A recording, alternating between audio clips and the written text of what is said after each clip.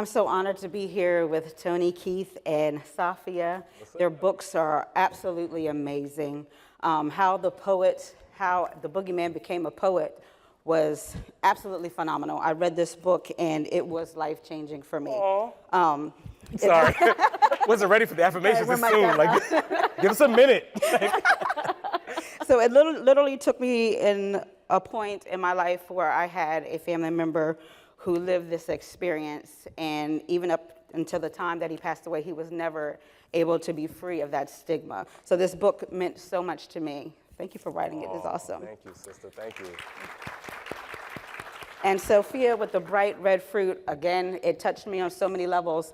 So I grew up in a family that was very religious, and Samara's story touched me on so many levels because I went through the same things that she went through. And this book it just brought me to realize that sometimes, even as young adults, we don't understand how much that we still have some of the hurt and pain that we go through. In our childhood, and it follows us into adulthood. So let's just jump right into this conversation. Can you guys both tell me a little bit about yourselves and what inspired you to write these books? I'm looking at you first. All right, I guess. Hi, my name is Safia Hillo.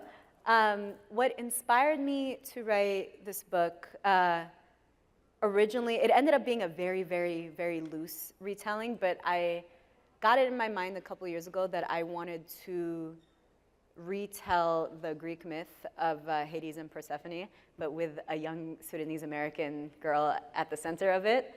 So that was kind of the little kernel that became this, and obviously it exploded into a completely different thing once I actually sat down to write it. But I grew up really, really loving Greek mythology and loving the scope and the scale of those stories, but that's not my people, So I became really obsessed with the idea of repopulating one of those stories with the people that I grew up with and the environment that I grew up in, and it was a really fun, formal exercise that also ended up being very cathartic in its own way.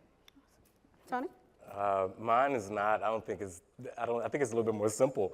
What had happened was, it's a real story. I happened to be at a book event, artist event with one of my dear friends who's also an author. I won't mention their name because they might take up too much space in this room. But and this person has a lot of books.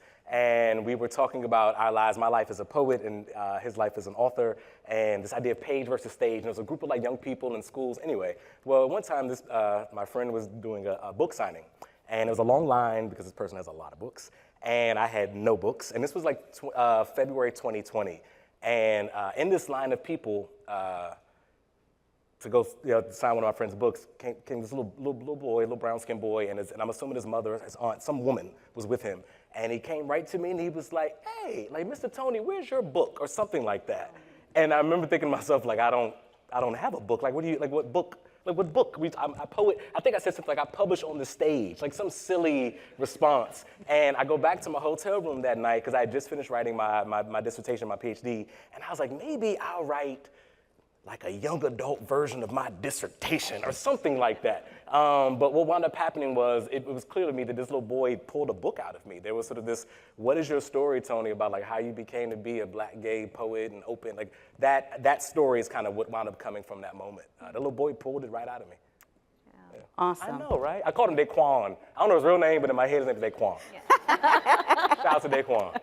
So I was watching one of your interviews, Tony. You said in one of your interviews that you were writing poetry when no one was noticing because you were writing it for yourself. Can you expound on that a little bit? Absolutely. Shout out to mental health practices. I was a kid, in this book you'll learn, I was first in my family to go to college.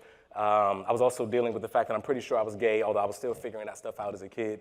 My father was on drugs, and there was just a lot going on in my life as a little black boy from DC. And so what would happen is, literally at night or sometimes even during class when I'm in school, but I would just start writing poetry to myself to just deal with my world. So instead of saying oh, I'm sad or I'm angry, I would just write these lines oh, I feel like my foot is about to fall through the a puddle in the desert or something. But it was always these rhymes, or I don't know, that was just my way of knowing. And so to this day, y'all, In my notes app on my iPhone, I still got poems, right? I don't know, but I still write poems to myself when I'm trying to figure my world out. And so the cool thing is in this book, because I know I gotta sell this book, is what you all will find in this book is I also included the handwritten copies of the poems that I wrote as a kid that nobody got a chance to see.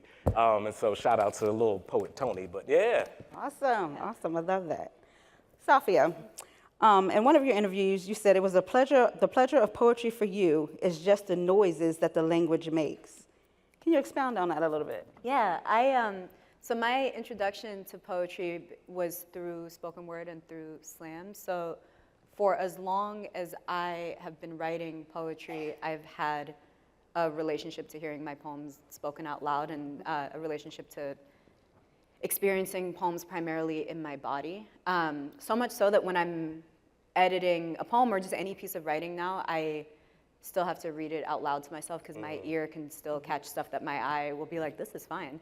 And so my experience of language as a writer is primarily sonic. Like, yes, I'm writing it down, it's in a book or whatever, but the pleasure of it for me is putting two words together, or a string of words together, and realizing how good they sound together.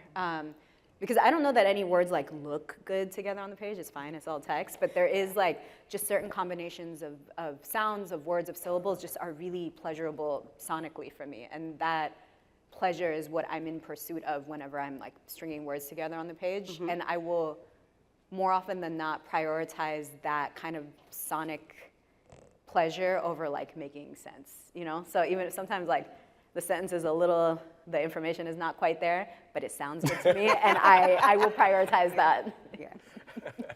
Question for both of you. When did you first know that you had fallen in love with poetry? You go first. Yeah.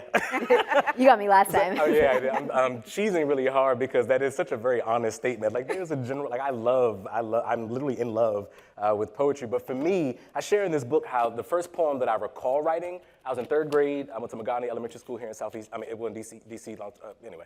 And my teacher had asked me to write like a poem for a class, like some essay, like a contest, and I wrote this poem called Seasons. And in the book I talk about, it says like all the leaves on the ground, red, yellow, green, and brown, something, I don't know the rest of the poem. But I'd been writing at least poetry in school since I was in 3rd grade. But in this book, you'll see I was 13 years old when I wrote like the first one. It's included in here, so that was 30 years ago. But for me, the loving of the poetry came the clarity that I would get from writing it, right? It wasn't to share it. It wasn't like this like, oh, I love this thing, so I want to share it with other people. It was like, yo, I feel better when I write this poem. Yes.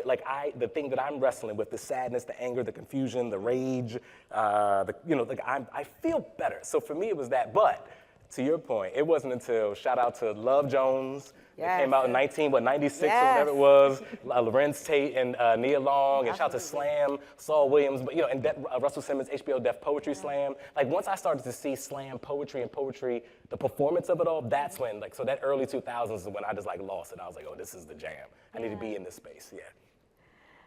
I love that. So my maternal grandfather was a poet. So it was always in my life. There wasn't like a moment where I directly recall like a before and after. It just was always around. But he wrote exclusively in like very heightened classical Arabic, where I like understood every fourth word of what he was talking about. But what kind of gave me a sense of my own relationship to it was I had just started writing poetry for myself, and it was fine. There wasn't like a huge, big revelation where I was like, this is my calling. I was like, here's one hobby in a string of 10,000 hobbies that I'd had as a kid at that point. And then a friend of mine took me to the Tuesday night open mic at Busboys and Poets, where we were just talking about how Derek Weston Brown used to work the door there. And because it was on a school night and I was a young teenager, my mom was like, you're going to a what on a Tuesday night? And I was like, a poetry open mic. And she was like, okay, you could go, but we're all coming with you.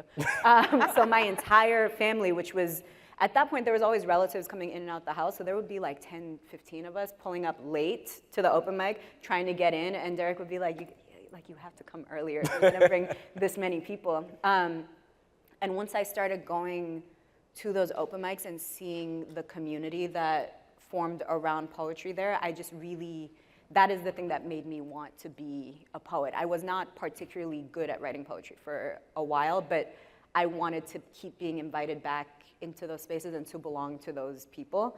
And so I was like, I'm gonna keep showing up with my entire family until you all start to claim me. So for years at a time, that was just my weekdays. It was one of the few things I was allowed to do outside the house on a school night. Awesome. So Tony, in your book, you talk about the boogeyman. How did you develop the world of the boogeyman and the metaphor of him in your memoir? Oh, your questions are so good.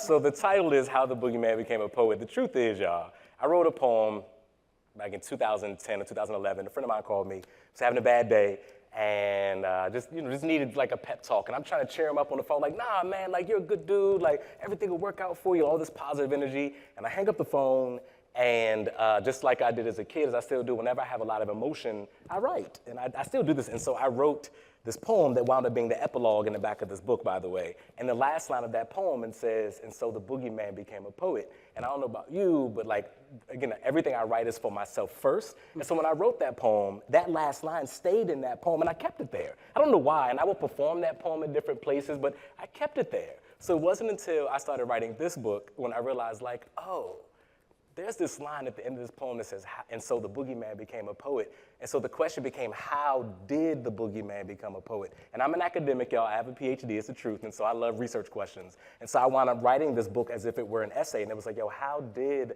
I become so unafraid of being who I am? And so the title of the book came from a poem that I wrote decades ago, that still matters to me now. And so that's how that showed up. And so it does show up as, it's a metaphor, y'all. The boogeyman is not an actual person. You'll discover this. There's not some creature trying to like haunt me, but there is a metaphor built in there. So that's where it came from.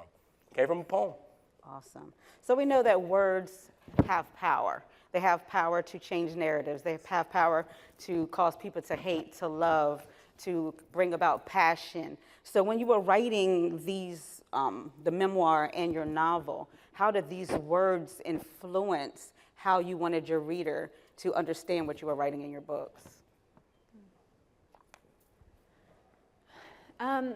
So with this book, not as much as my other books, but I often include a pretty decent amount of untranslated Arabic in my books. And with this, it's not directly in the language, but a lot of the references are very specific, and if you know, you know. And because when I was a young reader, I loved reading, I would read everything I could get my hands on, but it never felt like anything was directly addressed to me. I always felt like I was eavesdropping on like other people's business. Mm-hmm. And so I wanted, because of that, I think I like trust that a reader who is not directly the demographic that I'm directly talking to will like be willing to do that kind of eavesdropping work that I did my whole life. Mm-hmm. But I wanted for like a young Sudanese American reader that like serotonin hit of being like, oh, this is I know exactly what you're talking about. Yes. I have been to these places. I have those aunties. I know exactly what's going on here. So a lot of the references are not explained in any way. I just was like, if you get it, surprise. If you don't, there's hopefully enough going on around it that you can just skip over this little section and still get a sense of what's going on. Mm-hmm. But a lot of the images come from that, where I wanted to write a very specific world based on my very specific memories of a world inside the world. I grew up in a very Sudanese enclave here in DC. So much so that like, for a lot of my life, I didn't know very many people who were not Sudanese, even though we lived in this country. So I wanted to give that like very specific texture of a world that I know for a fact exists, but that I don't really see often in books. And so even the ways, like the language that I associate with those spaces is, especially for the kids that I grew up with, we all kind of spoke this hybrid English-Arabic language to each other, where it was so fluent because the word comes out in whatever language it occurs to you, so you don't have to take that beat to make sure, like, am I speaking English right now? Am I speaking Arabic right now? And I wanted characters that spoke that way as like a little treat for those communities that I grew up with. Awesome. I love that. Yeah, because there's so much to be said about language and accessibility, and even the translating. I was chatting with Solo, that's your name, I love Solo, about how, I write in African American vernacular English. My first language is African American vernacular English. I speak Black all the time, and I try not to, if often, like code switch, right, quite a bit. And so in this book, I was thinking about that too. Like, I would love, if I were a kid, to read a book that just had like a little bit of something that sounded like me.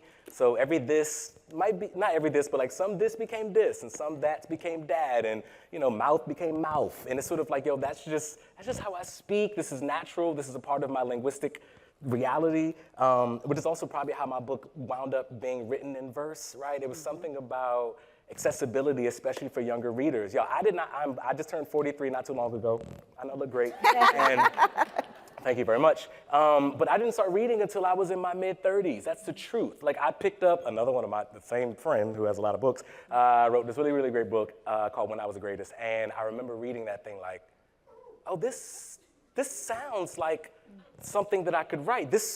Well, not write that, but I mean, it sounds like this voice, this, I can write to young people, I can write to readers that look Black and brown. Like, this is a thing that I can do, and so it awakened a possibility. And so I started reading all this young adult literature. I got obsessed with Mahogany Brown and Elizabeth Acevedo and Candace Elo and Jacqueline Woodson, Dean Otta and Amber McBride, like reading all of these, Safia Elo, all these authors who were writing in verse, and I was like, oh, I get it. This is the connection. So for me, it was about translation and accessibility to younger readers, particularly Black and brown ones, who did not have a love for books growing up, Awesome. So during your writing process, your creative process, did you ever face any challenges when writing these stories? Yes. I wish you would say no. Right, I wish you imagine. would say Yeah, not at all. Well, the early drafts of this book were a lot more directly autobiographical than the finished product, and so at first I was like, I'm just gonna write it, and we'll figure it out after that. And after the first draft, I was like, oh, this is my actual business. I don't know. And I think with earlier projects, in order to get the thing finished, I'd be like, just pretend no one's gonna read it, just write it. And then I would be out in the world on book tour or whatever, and would start reading and be like, oh no, this is my real business. And I'm trying to have a better boundary, I guess. And so it was, first of all, difficult to spend time in an age and a part of my life that I don't really psychologically spend a lot of time in anymore, and remembering the things that hurt or were frustrating, and trying to dredge up those memories, because at first I was like, oh, it wasn't so long ago that I was 16, but that was half my life ago, and a lot of that stuff I haven't thought about. So it's also a new and difficult feeling to be like, oh, I actually just don't remember. Like, this is something that was so vivid and played such a leading role in so much of my life, and now I just legit don't remember. So having to do that excavation and then having to make stuff up into the spaces where my memory failed me was very difficult and very humbling. And then with certain things, having to be like, okay, this makes for a good, juicy story, and also I have to prioritize protecting myself, and so I have to take this out. Or I have to prioritize protecting my family or my community, so I have to take this out. And that was a real, I don't know, it felt like a real test in those moments to be like, I could just sell my soul a little bit and give it all to the book, but I need to be able to show my face in my community again. So unfortunately, as juicy as this is for the dinner table only, is not going in the book. So it was it took a kind of discipline that I don't think of myself as having necessarily, to have to step outside the book and be like, yes, this is good for capital A art, but I also am a person in the world who is accountable to people in the world, and so I can't really sacrifice it all in the name of art. There's some stuff that I have to pull back on a little bit. Bless you. Yeah, literally exactly what you said. I'm like, yeah, you got to protect yourself, but also be vulnerable, but also think about the people who you are writing about. For me, it's a memoir, and so these are characters who are real people in my life. A lot of them in the book have pseudonyms. You all should know that I tell the story about a playground bully who I just randomly named Tehran. Y'all, this person's name is not Tehran. My family read this book, and they've been looking for Tehran. Oh, no. They want to fight him so bad. but I, something about, so there's a vulnerability in that and in protecting the people, and I write about my father being addicted to drugs and trying to take care of the people I write about. But for me, so in addition to that, I'm thinking about another way to answer this question is, for me, some of the difficult parts was writing through the emotion, right? So I tell a story in this book about one of my dear friends, his name is Gary Hopkins Jr., was shot and killed by Prince George's County Police in 1999. So this ain't new story. And I had to write about that story because Gary literally woke me up at 3 o'clock in the morning. I was writing this book. 3 o'clock in the morning, I remember waking up and I could hear his voice in my head. I don't know where it came from, and I started crying. This is the truth. And I ran downstairs into my house, and I have a little office, a writing area, and I wrote, I think, for like an hour straight, like in tears, like literally, because I could actually hear my friend's voice, like as I'm writing. So there was sort of this dealing with the emotion. Like I had no idea that I was still carrying that trauma around from 1999, right? But it was living there, and so like having to write. So for me, it was, Tony, you gotta write about your mom. You gotta write, like you gotta get free too. So the difficult part was like me also getting free from a lot of that stuff. But yeah, shout out to Gary Hopkins Jr., bless his name. Awesome. So there's a passage in your book, Tony, that was just very prolific for me. And could you read it for me? It's on page 204. It won't let me sleep, and read 205 as well. Oh, let me provide some context. Oh, okay. So this part of the book, smack dab almost in the middle, I just had prom night with, I have a girlfriend in this story. Oh, there's such a story about my girlfriend. Also, if you read the character Blue, when you read about the character Blue in this story, you also know that Blue also did this cover art. So there's a wonderful story about that. But Blue in this book is my girlfriend. And so we had prom night. And well, things didn't go the way that traditional prom nights would go. And in this book, it refers to the boogeyman is the metaphor, the word that I use to describe the boogeyman. The title says, "It won't let me sleep." My covers aren't heavy enough to hold me as tight as I need them to. And ain't nothing but dust collecting on my pillow every time I blink. Thinking about how much I want to be with Blue, but not in the getting busy way. Not in the let's pay for an expensive wedding and have kids way. I want all the fairy tale and fantasy of love, but without all the boogeyman's bullshit. And all that praying to Jesus is teaching me that there is some form of freedom found in my poems. Somehow, those metaphors wrap themselves around my skin, making it easier for me to walk through the world in camouflage, pretending my girlfriends are girlfriends. I can hide, become invisible, and disappear in them. I arm myself with everything I got, and it takes 2 poems to write the boogeyman away for now. And then there's a poem that I wrote. It's the actual poem is here. It's untitled, but it goes like this, and give a little poet Tony some grace. Constant smiles wear my face. Mixed emotions keep my heart paced. Undying thoughts of those undying memories, feeling immortal, living on for centuries. Butterflies fly rings inside. Feelings of hate and guilt have often died. To be loved gives you great feelings, kills all bad emotions and brings about believing.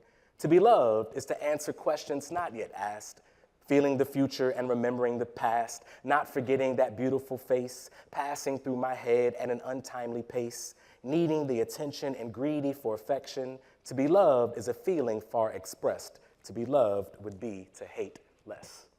Shout out to little poet Tony. Yes. Thank you.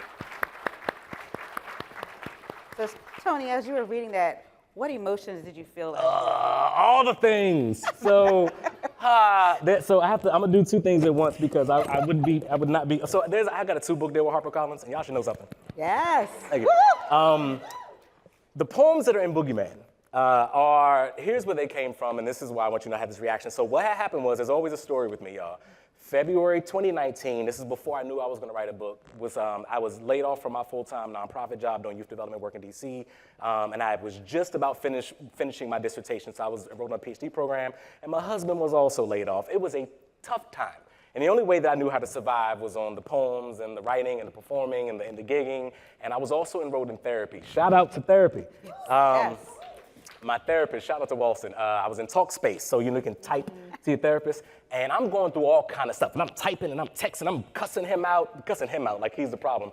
And what he wound up saying was like, Tony, sounds like you have a lot of repressed anger, a lot of repressed sadness, a lot of repressed confusion. It seems like this is repressed stuff that you are projecting onto the people that you love. particularly my husband. I love that fine little tiny man. But I was, I was giving him the blues, and I didn't know why, and so I wound up enrolling in therapy, and he was like, Tony, you told me that you're a poet. And I was like, yeah, I've been a poet my whole life, boom, boom, boom. I've been writing poems since I was a kid. I got this box of poems I've had since I was, a teenager. He was like, you have a box of poems that you've had since you were a kid? Where are they? And I was like, oh, they're in the closet where I keep them. He's like, you keep a box of poems that you wrote as a kid. And I think a lot of people do this. We're archivists. Diaries, journals, right? He goes, well, maybe you should go open up that box and maybe you might discover something. And so, y'all, I spent a weekend, another moment of me crying. I'm always crying. And I read, I think over 100 pieces, like poems, like on cash register, receipt tapes, toilet paper tissue, like anything that I could find, and it was a stack like this. One of them I burned, one of them, like I cried, but it was this spiritual moment of like, yo, this poem doesn't serve me anymore. This one did. And I began to and so what wound up being left over was a series of poems that wound up in this book. And so to your question, when I hear myself read that poem, I remember where I was emotionally in my life when I needed that poem.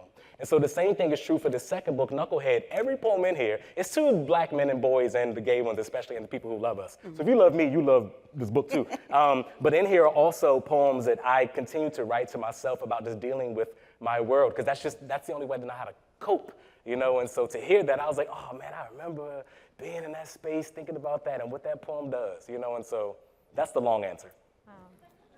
Sorry, I take up a lot of time. Wait, when is Knucklehead out? Oh, Knucklehead is out February 25th, 2025. Yeah. Woo! Early plugs. So Safia, in your book, Samara had just found out that Horace had stolen her poetry. Oh, yeah. And she had kind of confronted him about it. And he was like, your mom doesn't know about this, doesn't know about that.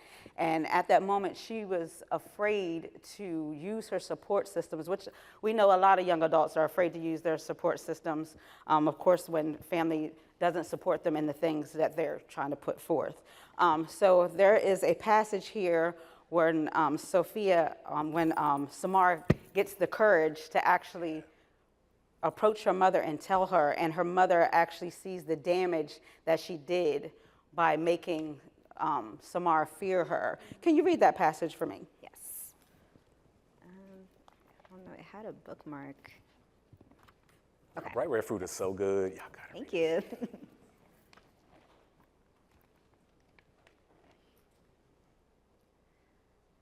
For a long time, they are silent. Mama's downcast eyes intent on her twisting hands. Aunt Aida watching her, waiting for her to speak first. Samira, Mama begins, her voice catching, her eyes rising to meet mine. She is not angry, is not wailing and slapping her face like she did in the past when she learned of my wrongdoing, alleged and otherwise.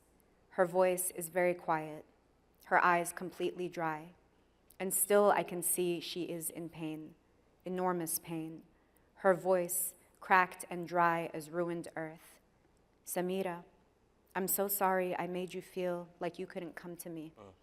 I'm sorry I was so busy trying to govern you, to protect you only from the dangers I could imagine, for making you feel like you couldn't come to me for help. I never meant to make you afraid of me. I'm so sorry he used your fear of me to trap you, to steal from you. He is at fault here, but so am I.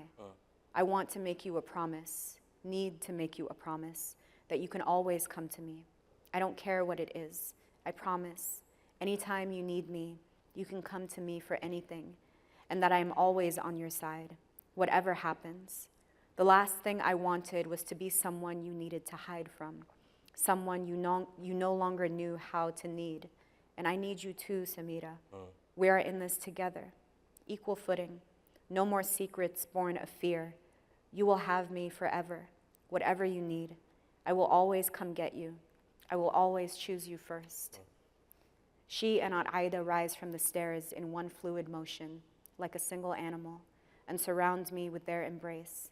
And I am back inside my family, inside their love, inside my enormous belonging. Gosh.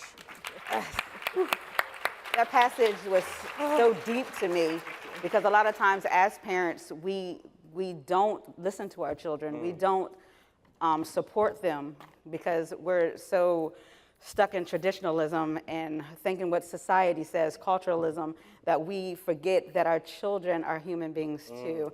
And at that moment, that vulnerable moment that her mother saw that, hey, had I just realized that my child was a human being too and that she needed me and she couldn't come to me that because she was afraid, that did something to me because I have children. So yeah, that passage was amazing. So growing up, were you able to speak freely with your parents?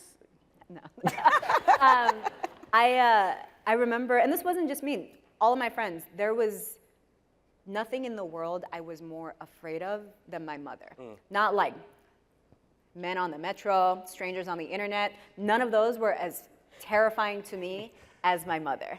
So and so often, it was such a common story in the communities I grew up in where I would see girls in particular be in like real deep need to call an adult trouble and would not because the fear of like getting in trouble by your parents somehow superseded the fear of like whatever actual danger we were being faced with. And that fear still lives in my body. Like it turns out my mom was cool, or maybe she like got chiller with age. It's hard to say, but it like never once occurred to me as a young person that I could call for help. And so I was always like scheming and maneuvering and like, I eventually for the most part figured it out, but it was exhausting to try and be resourceful in that way when I like legitimately did have a resource that it did not occur to me once to reach for, because I was like, well, I'm gonna get in trouble if I say that I was talking to a boy.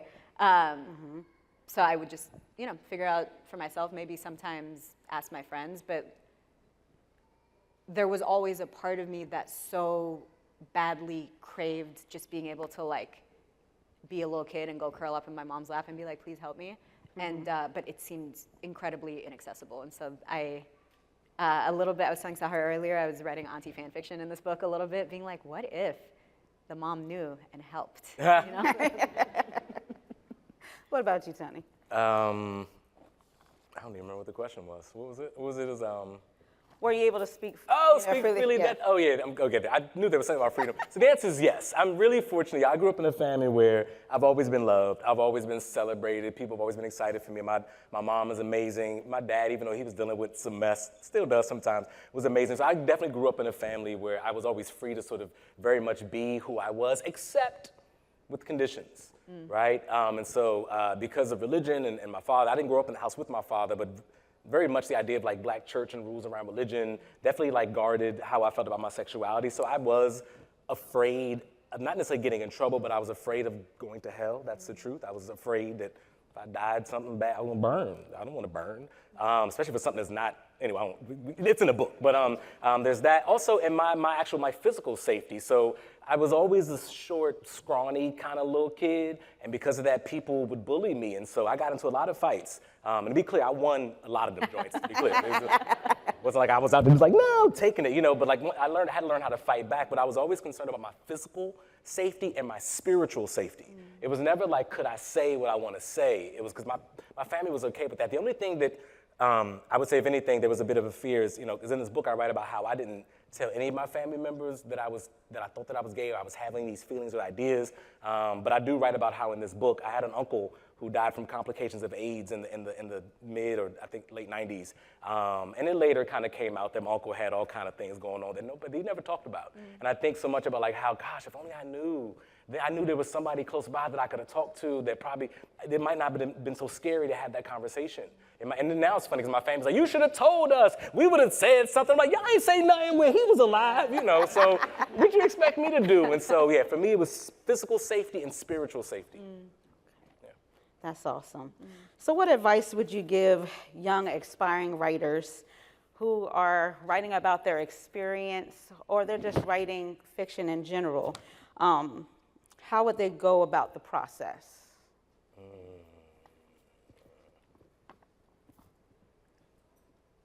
I can't speak to fiction in particular because I feel like I still That's a different part of the make brain. it up as I go along, to be honest. But I think with any kind of writing,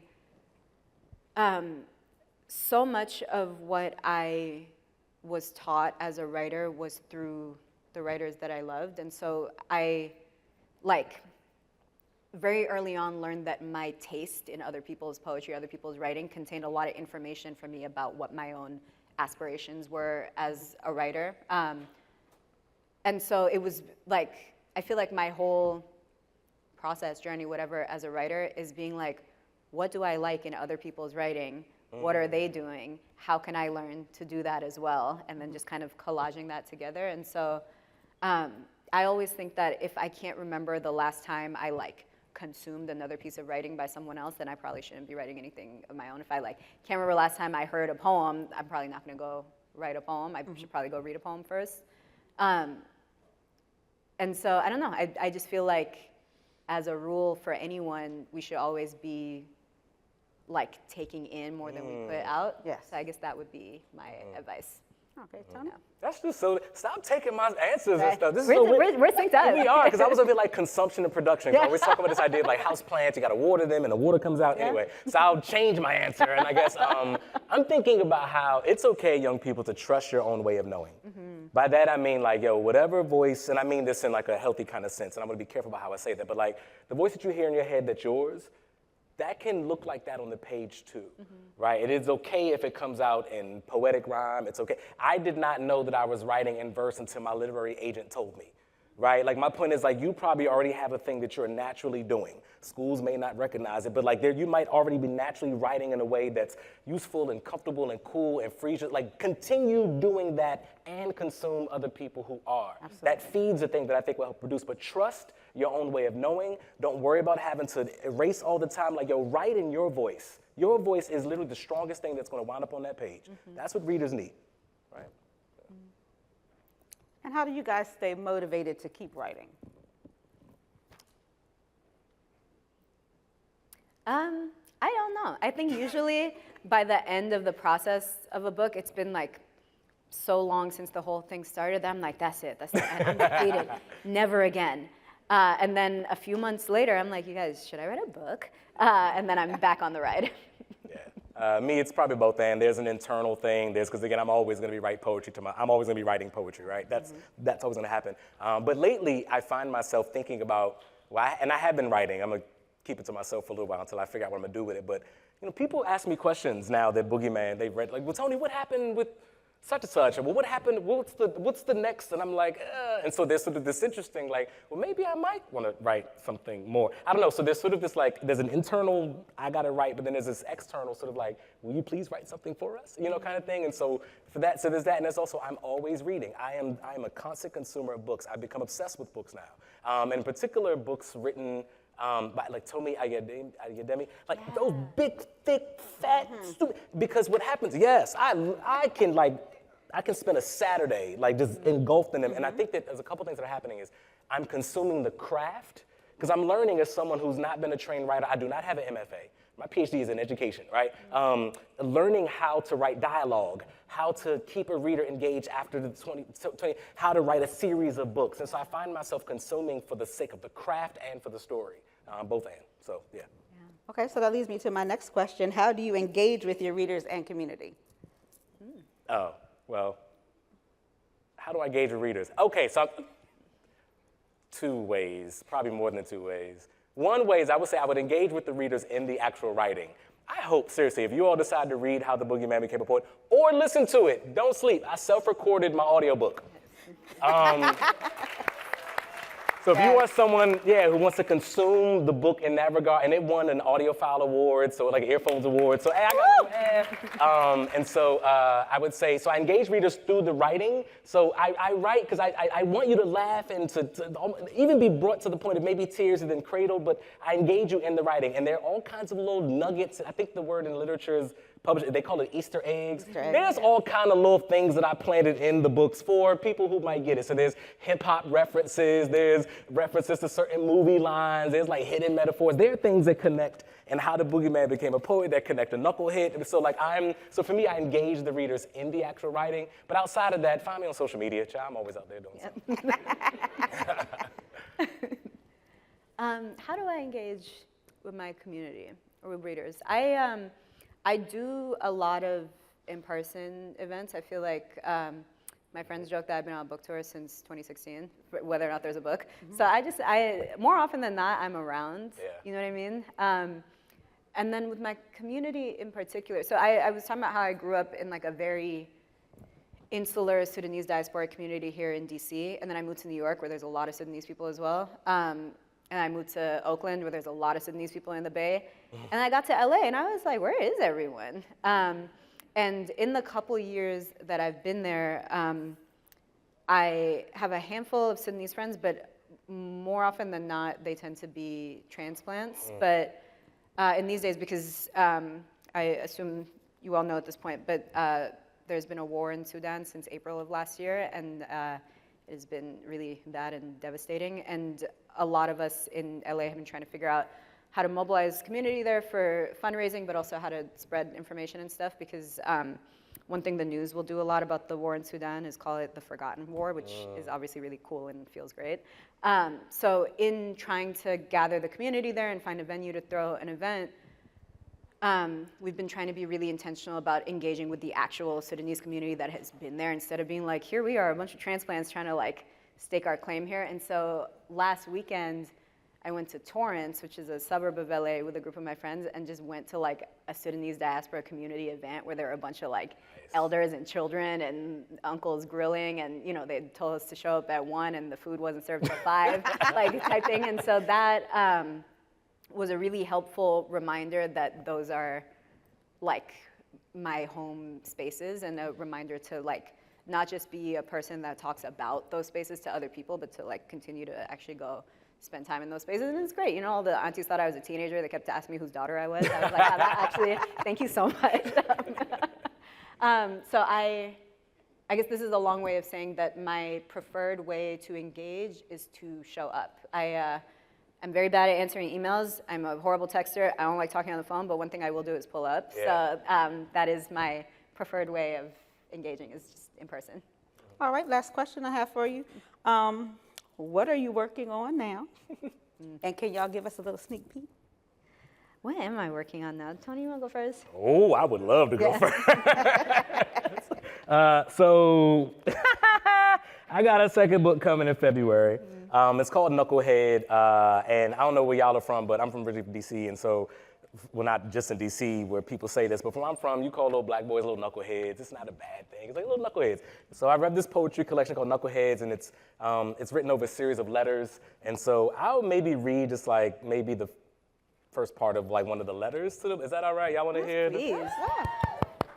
Also, y'all should know this book has illustrations, and the illustrations are so incredible. But there's a picture of like a young black boy with a planet sort of in his grasp. I've never done this out loud before. Here we go.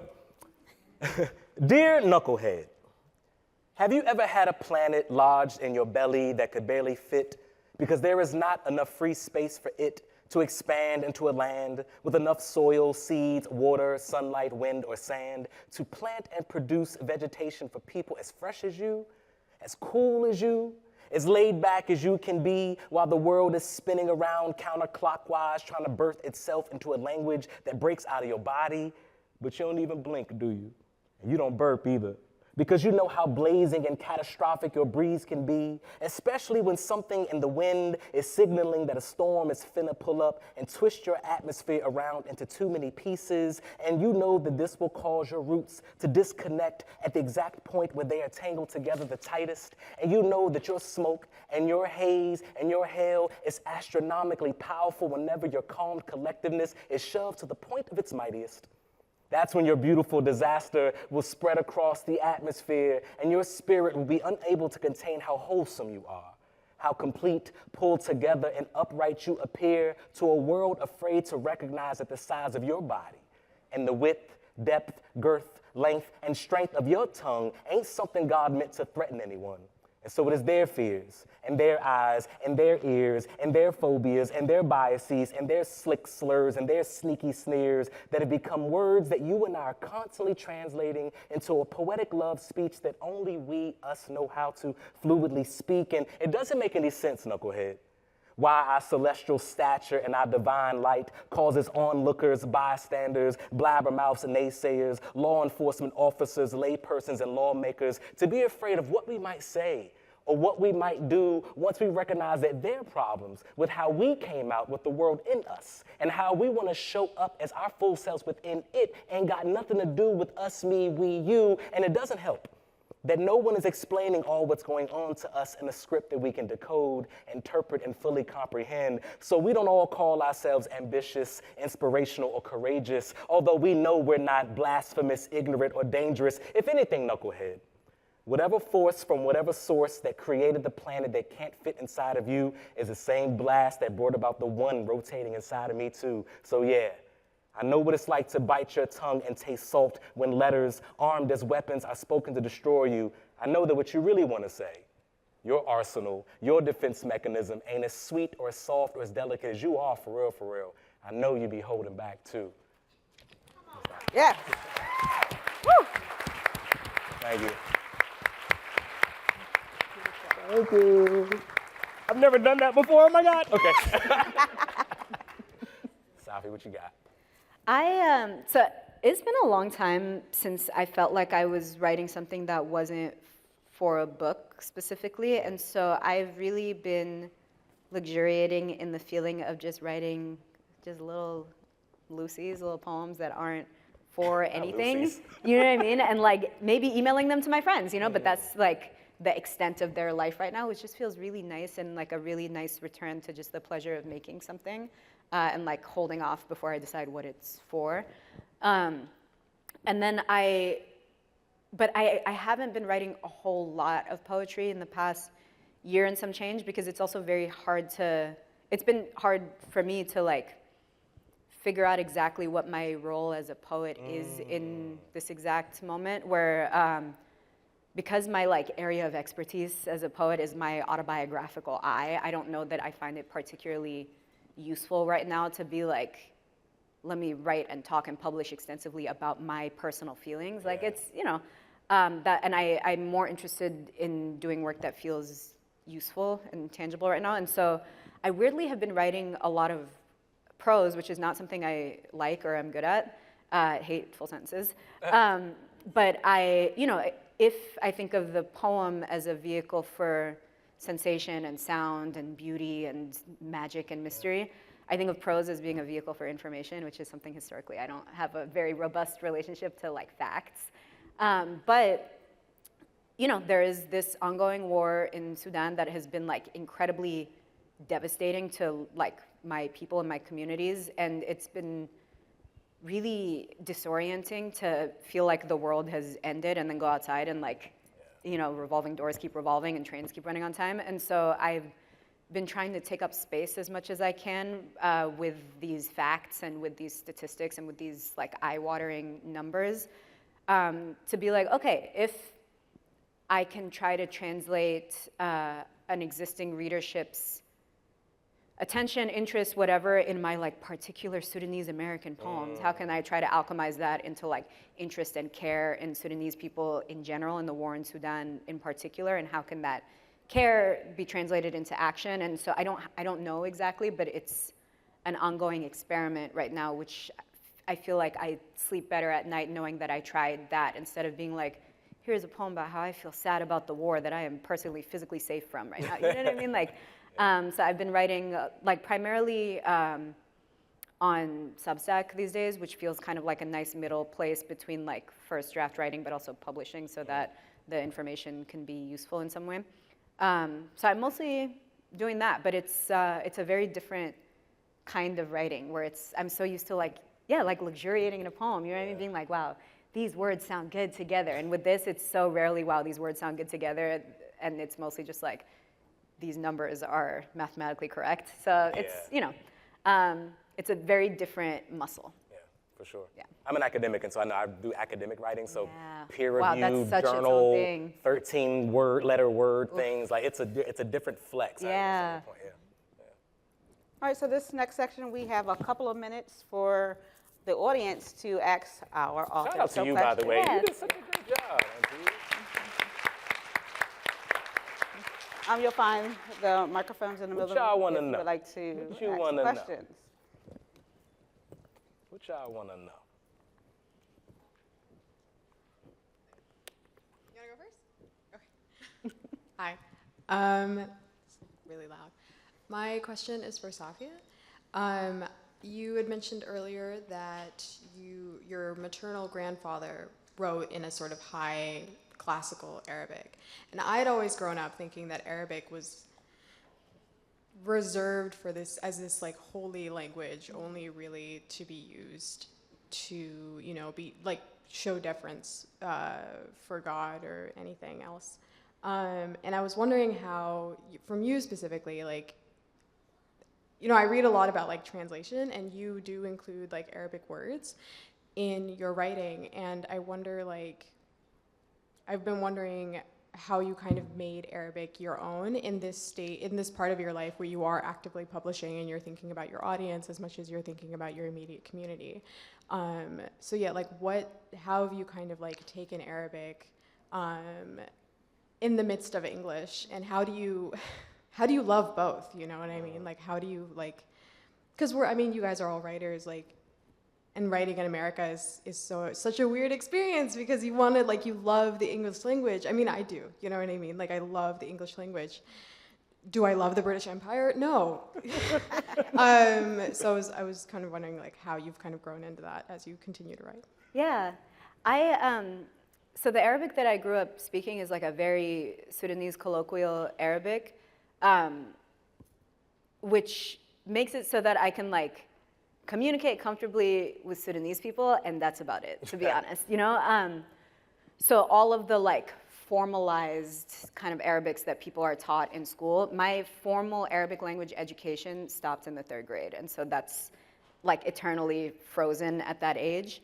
And so, my grandfather's poetry in particular was in a very high register. The equivalent in English would be like thee and thou, and which was not, and he had access to many different kinds of Arabic. He was an Arabic teacher at some point. Loved to correct my grammar. So, but I knew pretty early on that the Arabic that he wrote in, the Arabic that like is in newspapers and on the news or whatever, is not an Arabic that I'm particularly fluent in. The Arabic that I'm particularly fluent in is like a domestic Arabic. And so I'm, I don't know, like a very polite niece in Arabic and like a delightful granddaughter type thing, But it's not, I don't have a whole lot of tricks in Arabic. I can do like a couple of things, and it's mostly like be polite or make like 5 jokes, And so for a long time, that made me think that I was not allowed to write in Arabic because I have access to many different Englishes that I can pick and choose from depending on what best serves the thing I'm trying to do. And I think I had to just accept that like I don't need an academic or heightened or archaic Arabic for it to be deserving of poetry. I can just like, my friend Nate Marshall, the poet Nate Marshall once said in a workshop to us, welcome to How the Hell I Talk. And I think about that all the time whenever I'm writing. And so I more and more am trying to write in a way that gets as close as possible to how I actually talk and how the people around me actually talk. And that includes the Arabic as well. And that it's not that I fell in love with Arabic that way, but I learned to celebrate it instead of keeping it be part of this like secret hidden part of my life that didn't show up in my poems. Now it's like, it's in public, Thank you. Thank you. All right, we have time for one more question. Hi, this question is for both of you. So I am a white female educator at a Title I school in New York. All right. And my question is, what advice would you have for me to implement your stories that reflect my students' experiences in a respectful and authentic way? Oh, that's really good. The first thing I'll say is some of that work actually has already been done for you. So I'm really excited. Like HarperCollins, my publisher, they worked with a Black queer librarian to create an educator's guide for how the boogeyman became a poet, right? So, and that educator guide is available for free. You can download it directly from the Harper's website. You can Google it. But in there includes activities, discussion questions, and so you should know it's framed by someone whose identity most likely reflects mine, probably as opposed to yours. And so like that one in itself is a tool. The other thing is like, have you ever written poetry before? Nothing that's published, but all in my notes app when I'm like depressed. So then that's where you start, right? Like you're right, it doesn't have to be like a published poet, but you understand the writing in that regard, and you start there. I think with young people, I think start there, right? Yeah. Yeah, everything Tony said. I believe my book also has, Home is Not a Country, I know for sure, has an educator's guide.